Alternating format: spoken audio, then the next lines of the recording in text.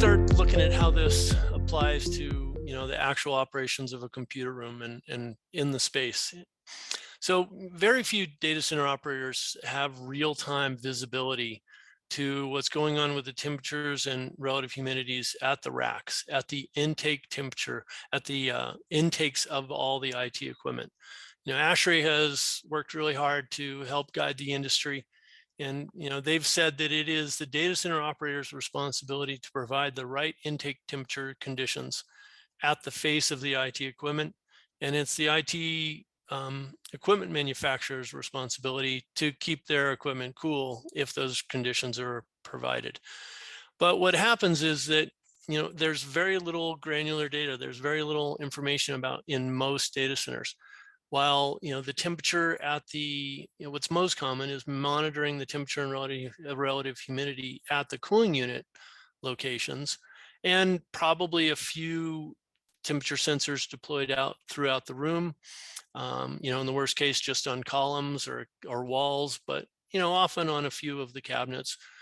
And then the hope is that that will give them an idea of what's going on, in all the racks. And it doesn't work that way.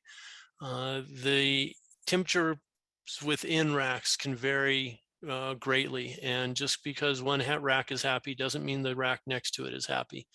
And if the top of a cabinet has good intake temperatures, it doesn't mean the bottom is. So there's a lack of visibility.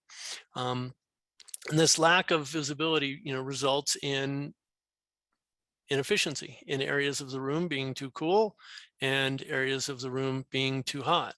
When you have excessive heat, that affects the server performance and the useful life of the equipment.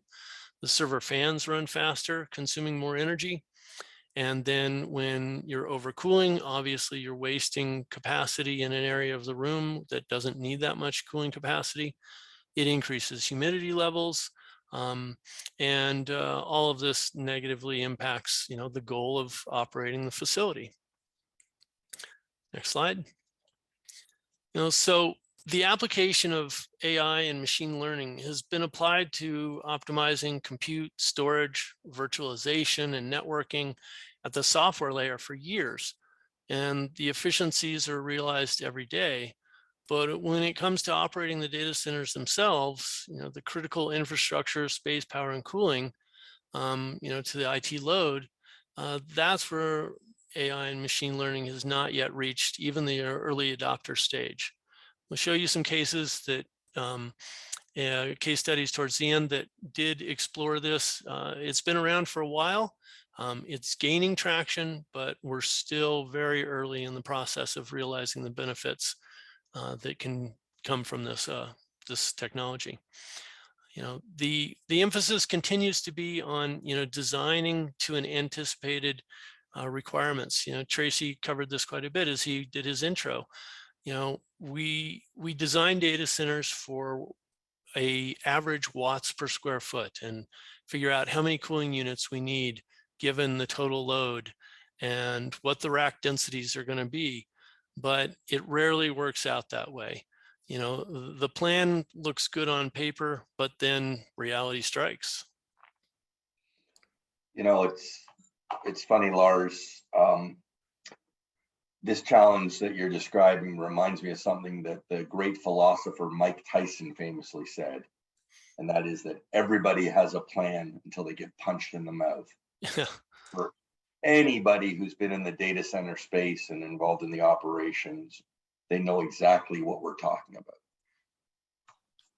Yeah, absolutely. I mean, one of the greatest, most extreme examples of that I've heard of is a very extensive business case was done to justify a $20 million IT purchase.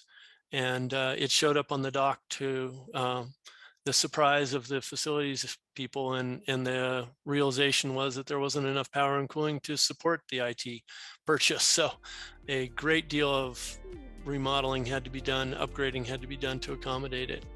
It can be really bad. Hopefully that's the worst case that's out there.